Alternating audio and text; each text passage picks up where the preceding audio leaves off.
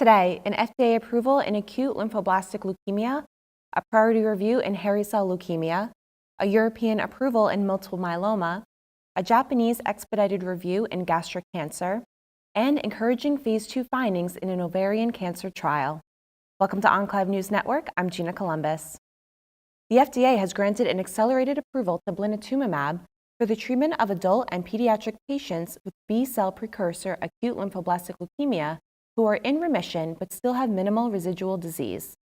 This marks the first approval for patients with MRD-positive ALL. The approval follows an 8-4 vote in favor of the indication from the FDA's Oncologic Drugs Advisory Committee.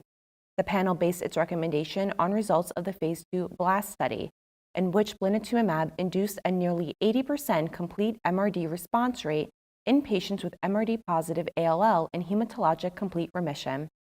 In the study of 116 patients who received at least one dose of blinatumomab, the FDA identified 87 in CR with hematologic recovery and baseline MRD of more than 0.1%, including 61 patients in CR1, 25 in CR2, and 1 in CR3. A total of 69 patients achieved a complete MRD response within the first cycle. Additional findings show that the 18-month relapse-free survival rate was 56%, and the estimated median RFS was 22.3 months.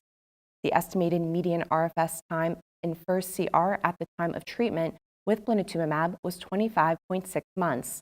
Median RFS time in the second or third CR was 11.0.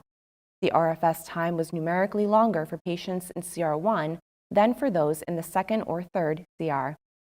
Moreover, the estimated median RFS time was 23.6 months for patients with a complete MRD response and 5.7 months for the MRD non-responders. The FDA briefing document for the ODAC meeting noted that the safety profile for blinatumomab in this setting was similar to what has been demonstrated with the treatment in patients with relapse-refractory ALL. The FDA has granted a priority review to a biologics license application for moxetumomab pasudotox as a potential treatment for adult patients with hairy cell leukemia who have received at least 2 prior lines of therapy. The application is based on findings from the Phase 3 1053 trial, which met its primary endpoint of durable complete response in adult patients with relapse-refractory HCL. Findings from this study will be presented at an upcoming medical meeting. Moxetumomab pasudotox is an investigational anti-CD22 recombinant immunotoxin. There is currently no established standard of care and few available therapies for patients with relapsed or refractory HCL. Under the Prescription Drug User Fee Act, the FDA will make a decision on the approval in the third quarter of 2018. In multiple myeloma, the European Commission has approved denosumab for the prevention of skeletal-related events in adult patients. The expanded indication was based on data from the Phase 3 482 study, in which denosumab demonstrated non-inferiority to zoledronic acid at delaying the time to the first SRE in patients with multiple myeloma. The median time to first on-study SRE was similar between the denosumab arm at 22.8 months and 24.0 months in the zoledronic acid group. The multiple events analysis of time to first and subsequent SREs also did not show superiority for denosumab. The approval follows a positive recommendation from the European Medicines Agency's Committee for Medicinal Products for Human Use and applies to all 28 countries in the European Union. Based on the 482 study findings, the FDA approved denosumab in this setting in January 2018. In Japan, a Sakigake designation has been granted to trastuzumab deruxtecan, also known as DS-8201, for the treatment of patients with HER2-positive gastric cancer that is refractory to trastuzumab. The designation is based on first-in-human findings for the novel investigational HER2-targeting antibody-drug conjugate, in which the confirmed objective response rate was 45.5% and the disease control rate was 81.8% among 44 evaluable patients with heavily pretreated HER2-expressing gastric cancer.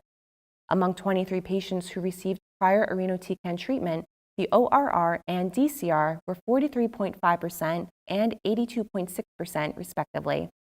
Results also showed that the median progression-free survival was 5.8 months in the overall evaluable population and 4.1 months in those previously treated with irinotecan. The median duration of response was 7.0 months in the efficacy evaluable patients and 6.9 months in those with prior irinotecan exposure. The vast majority of patients experienced tumor shrinkage. The designation from the Japanese Ministry of Health, Labor, and Welfare gives trastuzumab deruxtecan prioritized consultation, a dedicated review system to support the development and review process, and a reduced review time from the normal 12 months to 6 months. In ovarian cancer, preliminary data from a small trial showed that the frontline combination of platinum-containing chemotherapy plus the anti-PD-1 agent pembrolizumab, followed by pembrolizumab maintenance, appeared feasible and safe for patients with advanced epithelial disease. In the investigator-initiated study, the first-line chemotherapy consisted of carboplatin and a taxane. Patients with any postoperative residual disease status were eligible for enrollment. Of the 10 patients on the study, 6 exhibited no evidence of disease during follow-up for as long as 14 months after debulking surgery, including 1 patient who had suboptimal surgical results. Additionally, no new or unexpected adverse events occurred, and no patients developed immune-related adverse events during maintenance therapy. The efficacy of the treatment strategy remains to be determined. The rationale for the combination regimen stems from the well-established association between extent of residual disease and long-term outcomes in ovarian cancer.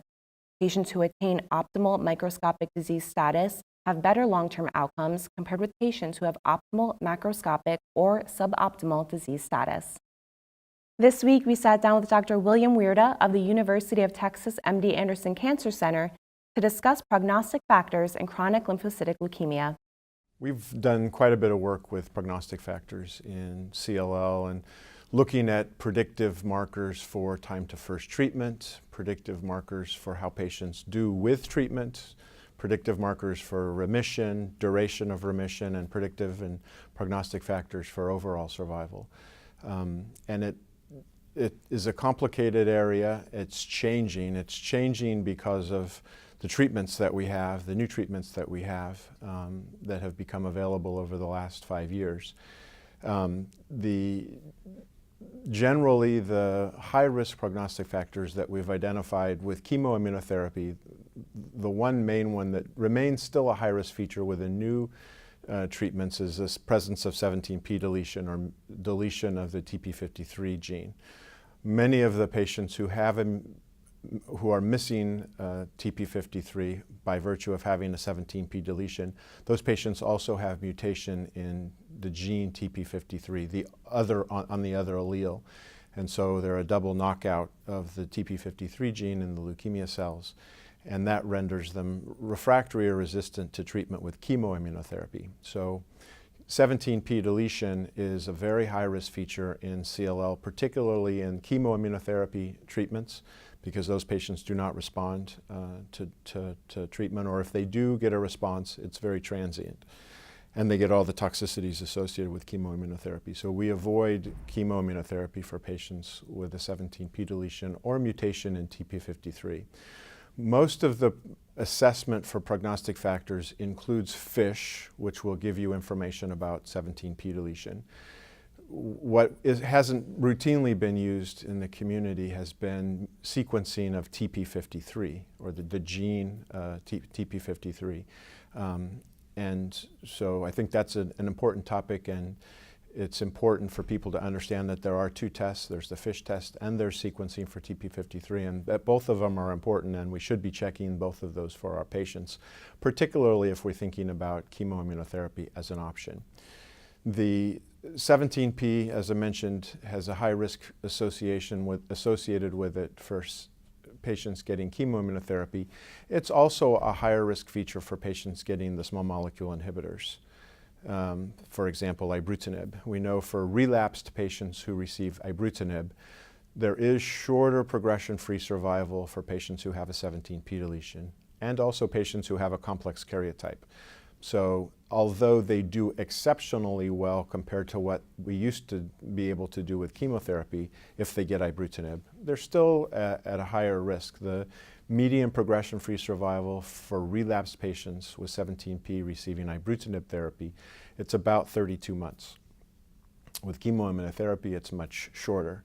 But I think that illustrates an important feature, and that is that we have to have an understanding and knowledge of that particular feature, not only to choose the treatment by avoiding chemoimmunotherapy, but also to have an understanding that they may have a shorter progression-free survival if they get the small molecule inhibitors, for example, ibrutinib.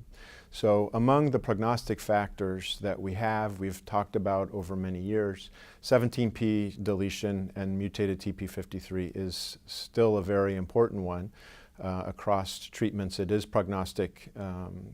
Across treatment types. That's all for today. Thank you for watching Enclave News Network. I'm Gina Columbus.